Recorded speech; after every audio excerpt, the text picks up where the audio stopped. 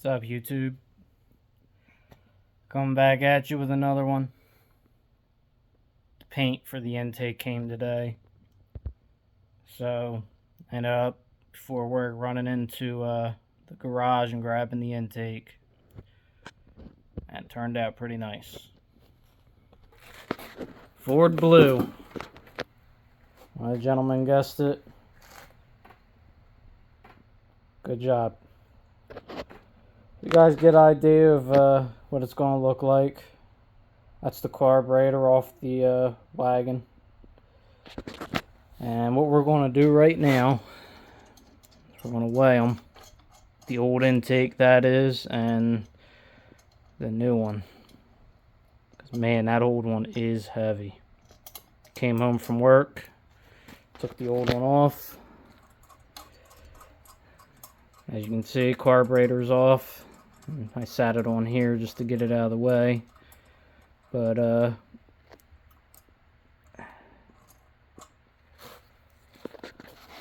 pull it back off for you guys and we'll see what they weigh. How much weight savings we get from switching intakes from a cast iron factory 4-barrel intake that you would get on a hypo or a 67, 68, 4-barrel Mustang 302, 289.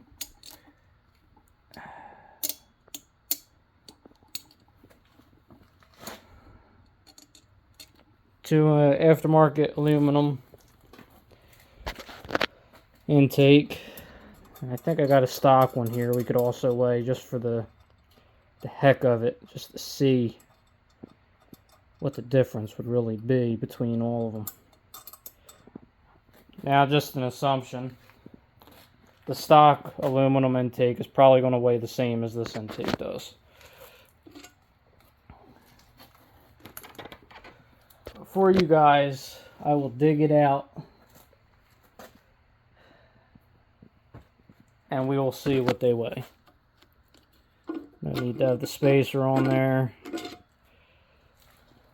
Granted, don't really weigh nothing, but I want to make it as close as possible. Now, this is an aluminum water neck.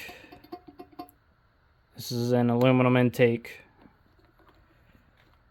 I'll leave the gasket on because the other one's got a gasket on it too, so that'll make it a fair assessment.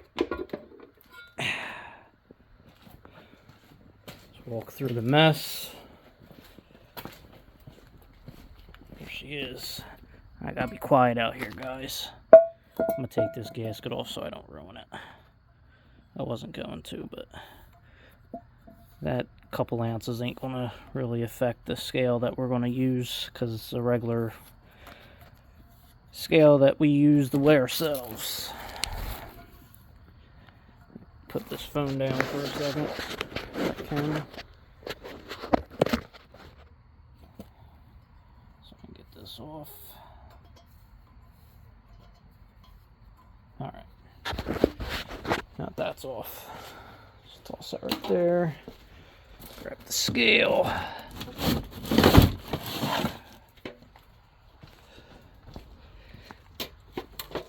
And before we weigh it, show you guys a Fairmont. Some exciting stuff. So it is an older block, obviously. 2 ways of telling. 302 Fomoco stamp. Get a little light on it. So those markings there's no markings behind the push rod. But these markings in the middle, the Fomoco and the 302, it's one way you can tell it's an older block. The second way is there's no bosses or bolt holes for the dog tray for a hydraulic roller. So this is a early 302 block before they went to hydraulic roller. There's other ways of telling you. I could get the VIN off the back. If that's where it's at. Usually they're right up here. VIN stamp. But I'm not going to clean all that up right now. I'll wait till I pull the motor out to do that. I can definitely see why these heads, people are more fond of the older heads. These are not ported, but they're pretty clean casting from the factory. They don't have a lot of crap in them. They're already smooth, so they're casted. The casting is way better on these older heads as far as having junk in them. The E7s and stuff usually have casting flashing right where my finger's pointing. Usually it's got like a little rough cast sticking out there. So it's nice that these don't have that. At least not as bad. It's smoothed out. You can see where it's casted, the line, but it's pretty flat for the most part. So little things like that make a pretty big difference in performance. We definitely, obviously, like I said, flat tap it, not a hydraulic roller. It's got the flat tappet lifters in it. All stock. You can see it's all factory crap in this. Old push rods, you know, nothing crazy, nothing hardened or anything like that. So definitely got to clean junk out of that lifter there, but it's pretty exciting stuff. So that was good to see. And what we've got is what I was assuming was in it, and you know, from the research I did with the heads and things, kind of figured it was an older motor, 68 302 with a 4-barrel intake on it, which is exactly how it's looking. Which is good, because that's what I wanted to show you guys, that we could make something like that run relatively easy. And you guys are seeing where it's started, you know, almost in the 16s, or well, in the 16s, almost 17s, 1680.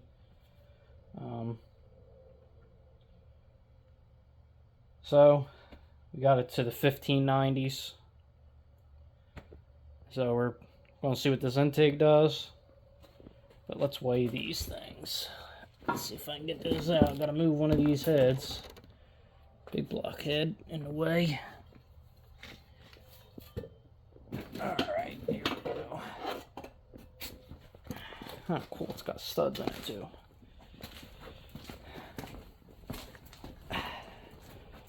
This is my dad's intake that he was doing.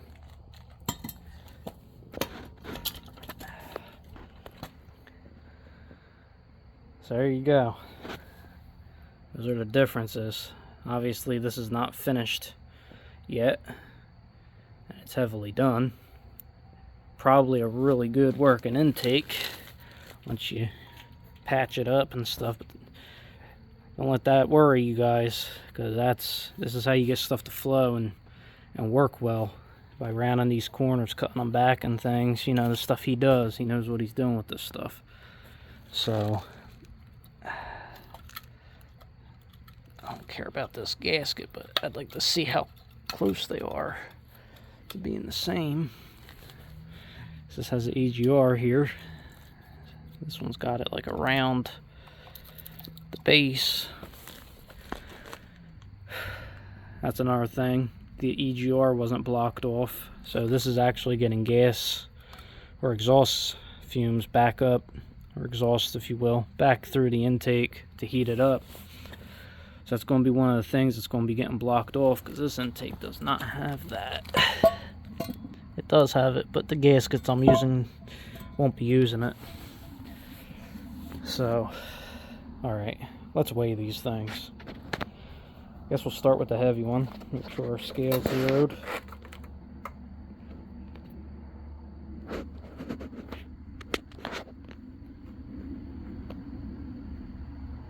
Alright.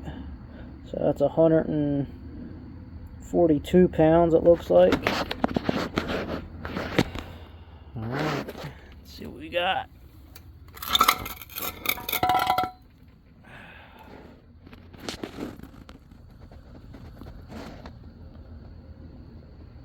Wow.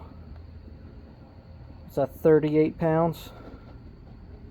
Yeah, 38 pounds.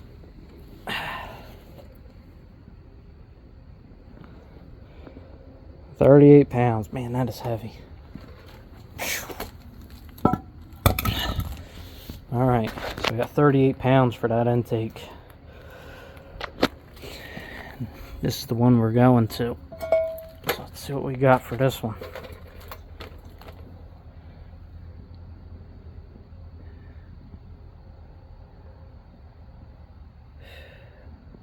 Is that 18 pounds? 19 pounds? Yeah. About 19 pounds. 18 pounds roughly. So it's half the weight. Half the weight, guys. That is wild. Let's see what this one is. I might have to use this one. This one's even lighter. About the same, I guess. About a pound lighter. But we don't have a water neck on this one, so that could be the difference, believe it or not, that half a pound to a pound difference. So there you have it. You lose about 18 pounds going to an aluminum intake from that cast iron. You guys seen it right here. That's why I like weighing stuff to see. You guys might laugh at how it's done, but it's pretty accurate. That's how I always weigh all my stuff. Excuse me. And when I put the cars on the scale, you see that weight where it equals out to when I figure it out, because I'll add it up, like say that intake, you know, and all the other stuff that I pull out of a car, I'll weigh it on that scale if I can hold it. And when I put the car on the scale, if the car weighed 2,700 and I got it down, pulled 100 pounds out on that scale according to that, and it'll show up on the scales that weigh the car, that 100 pounds. So it's an accurate way of doing it, believe it or not, especially when you stand there and you hold it. I've even put stuff on the scale, and then, you know, I go back and forth. I'll throw it on the scale, see what it weighs, and then I'll stand with it.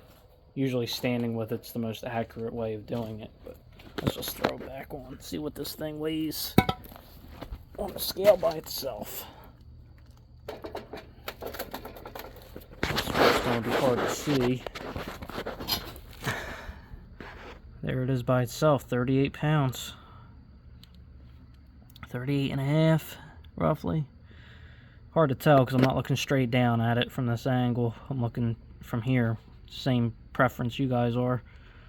But, yeah, it's roughly 38 and a half pounds. And then, put the other one. Wow, that is heavy. Whew. Man. Getting tired lifting that thing. I'll tell you what, that was way lighter. There you go. About 18 and a half. It's actually, we could say 19. We can just say it's half the weight. Why not? Because half the weight's a lot when you're talking about something like this. When you lose half the weight. Especially off the nose. 10 pounds off the nose. 18 pounds off the nose. 15, you know. Like when I do that, the sway bar, because I will be pulling the sway bar off. I want the front end to come up real aggressive on this car when I put the stick in it. Just because I want to have fun with it. But, that's a good amount of weight off the front of the car itself. I'm not going to do it right now, but I'm probably going to pull the AC compressor and stuff off of it, unless I put a belt on it and charge it and it comes and it just works. But for now, it don't work. So I might just pull it off for the time being, weigh that, see what that weighs. I'd really like to put the serpentine setup on this car later on, just for simplicity and cleanliness. It looks nicer. more appealing, and you know, it's more up to date. But and I'll get custom lines made from the like 87 or 86 Mustang compressor to the 79 Fairmont, so that way all that stuff works. So I do want AC in this car. It's an AC car, and that's the point of the car, is to have basically a car you can hop in, bust off a 12-11 second pass on motor. That's the goal. And you know, drive it every day. Air, heat, all that works. That's how I want the car to be. So it's gonna take a little while to get there, but needs a lot of work. Like, the strut towers are really bad on this car, so that's gonna be the big project. Is pulling that motor back out, well, pulling it out, and then doing those towers, the floors, because they're rotted. For now, I'm trying to have fun, show you guys a couple things, little tricks and things you can do to a car to make it run. I don't have the intake gaskets yet. As soon as they come in, the new intake will be going on. I got excited and just wanted to get the old intake off, so probably going to do new hoses, because these ones are pretty soft. And I also need that 90 degree. As you saw, the water necks are different to come out. Talked about that in the last video. It's exciting. I'm excited for this. Whoever thought I'd be excited for a 15-second car, but especially after you go faster than that. This thing's a rag. It's slow, but it's fun doing this stuff, seeing what works, what don't, what helps. Even if this intake don't help it right now, I know later on it will, with the stick and gear in it. But I know one thing, weight will definitely help it, even though it's only 18 pounds, but 18 pounds to this, you know, the car don't make power, so 18 pounds of this is going to be like adding probably about 2 horsepower. Which don't sound like much, but you know, when you're looking for power, 2 horsepower is 2 horsepower. You know, even or even half a horsepower. Just, you know, you try to get everything you can out of something. It adds up. You get half horsepower here, half there. That's 1. You get 1 and 1. That's 2. And next thing you know, you got 20 horse out of something. The thing is, it's free. Put an intake on, so that's a free 2 horsepower that you get. You know, you older school guys that have something with a cast iron intake on it, you change to aluminum intake, you're picking up whatever weight and performance from the intake working better. That EGR, I definitely want to get that blocked off. I gotta see what the new gaskets come with, if it has the block off with it. If not, I think I have a pair of 1252 gaskets here that have it blocked off. So, but I don't have the center gasket, and I don't want to use silicone. I've had bad luck just using silicone. So I want to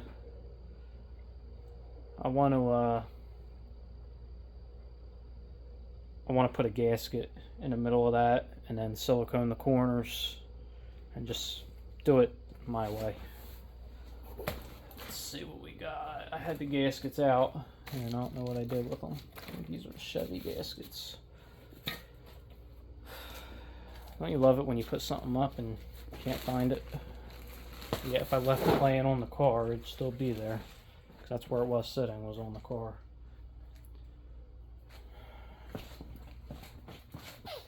Let's see. Got those ones for the green Mustang, and I don't know what I did with the other gaskets, so now I gotta find those. Wanted to show you guys the new gaskets. Maybe these are it. Right in front of my face. These are it.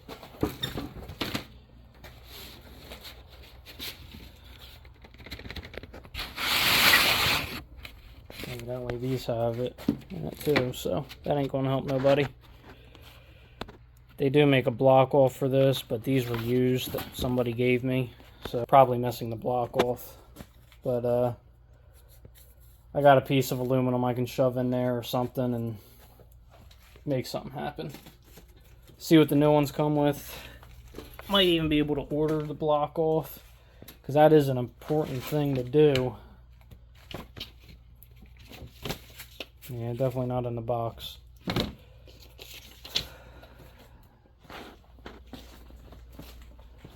These gaskets don't have it.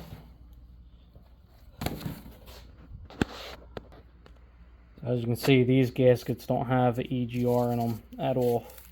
These are the 1262Rs. It's for this engine. But makes a difference. That's going to be a couple horsepower in itself, you know. Getting that where it's not heating the intake up right away and having that air be cold inside that plenum. So that's something important to me that I want. I definitely want that blocked off. So hopefully the new gaskets come with it. If not, then I'll take a piece of aluminum and silicone it to that hole, put the gasket over it, silicone the gasket over top, and it'll crush it down and should work in theory. So usually they come with a little cork gasket that fills that spot so it can crush down, but I'll make something if I have to. Alright, I think that's enough for the night. Gonna put an intake on this motor so that way nothing gets down in it while it sits here. Trash bag and the intake on top, and wait for the gaskets to come in, and when it's all back together, show you guys what's going on. And like I said, still gotta get some hoses. I'll see what I got laying around because I might have some stuff in the garage that I could dig through and maybe find some stuff. But I need a heater hose because I got to reroute those a little differently. I need upper radiator hose at least, so at least those two hoses. I would really like to replace both heater hoses. I'd like to replace all the hoses, so I'm going to see what I got, see what I got to buy. Maybe order a kit if I got to order like a silicone kit or something, because I want nice stuff on it. Be nice to put something that has a longer life expectancy than a rubber hose, so if I can get the silicone ones, like the SVE set or something, maybe I'll buy those if it's not too much money. I'm trying to do it on the low, where I don't have a ton of money into it. So granted, a hose don't make it go faster, and it's not, you know, I could run a rubber hose. It's not going to kill it to put a rubber hose on it. It's just something that I would like to put nice hoses on it. So get the hoses, the gaskets, and get it back together and see what it does. So it'll be a nice thing to see how big of a difference this thing picks up, because you're talking we lost a little bit of weight. That EGR, blocking that off is going to be something, and then you're talking a whole different style of intake, a little bit of work done to it, something that can breathe better. It's not choking it, even though there's really, the heads ain't the best, but I will say they're better than an E7 from looking at them. But you know, they're not nothing to brag about still. So actually we got E7 sitting.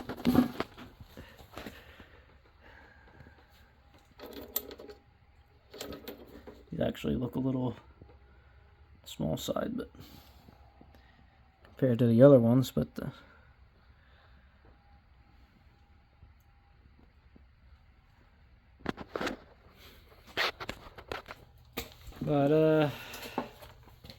we'll see. We'll see what it does, what it picks up.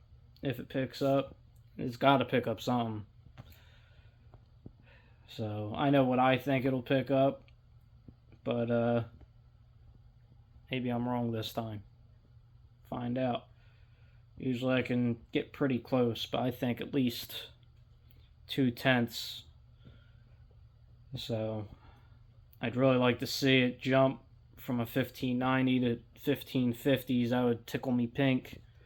But If it goes like a 1570, I'm okay with that.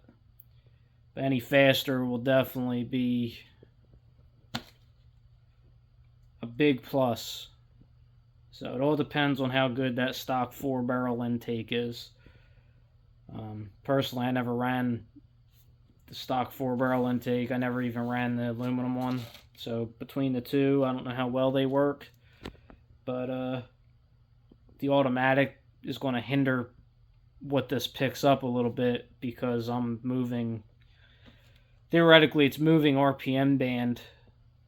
So that intake is supposed to be off idle to 6,000. So really, it should widen the RPM band. But being that the plenum's bigger, theoretically it should lose down low. It should actually be a little slower off the start, but it depends on how much that it's being choked. So that intake isn't really ported out in the ports, the runners. I don't think I really opened them up. I just straightened them when I did it. It's been a long time, so I don't think I ever matched it to the heads that are done. So the intake's always been smaller than what the heads are, because that intake is supposed to be, it's made to work with a factory head, that weigh-in, when we did it. We didn't do it to work with a set of ported heads that have open runners. We left that intake alone because I didn't want to ruin it.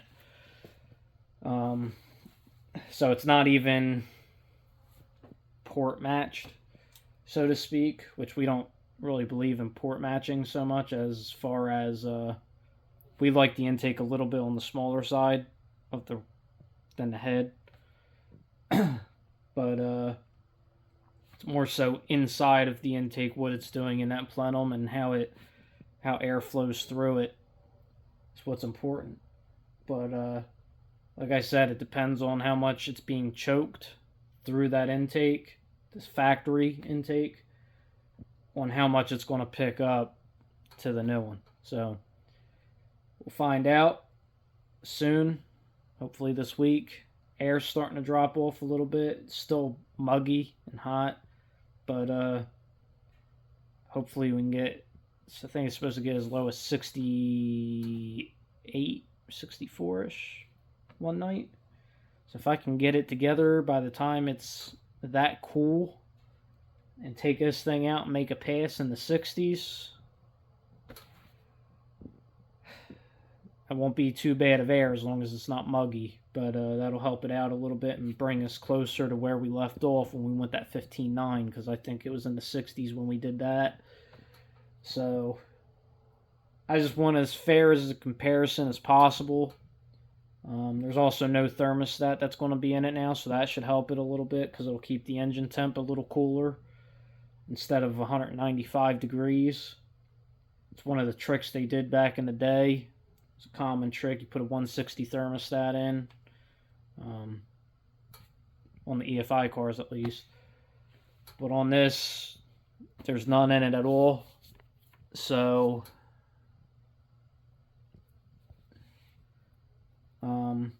that should help it a little bit there too, because it'll be a little bit cooler. The engine itself will be cooler than it was before. So really, I would like to see the thermostat, the EGR being blocked off, the weight, which the weight's not going to be a big thing. Like I told you, it might be 2 horsepower. But I would like to see those two things alone be a tenth or two. And then the intake, I'd like to see 0.2 out of it. So I would, figuring it out, basing it off of that math, I would say that a 1560 is doable. But or 1570, yeah, 1560, 1570, right around that area. I would think that's doable. I guess we'll find out. So there's no sense beating the subject up. I guess we'll find out for sure what it does. But all that stuff should help it. So as long as right, hopefully we'll see a mid 15-second pass from an intake change that would be ideal. And show you guys something, how much you could pick up by doing something like this. If you've never done it, or if you don't think it's really that worth doing. So this is the type of stuff I want to provide for you guys, so you actually see the tenths unfold, or the seconds, or whatever it might be. So there you guys have it. That pretty much sums it up. I want to get inside, relax a little bit. I think I've been out here long enough tonight. So I'm going to get this all closed up. I'll catch you next time, guys. Thanks for watching.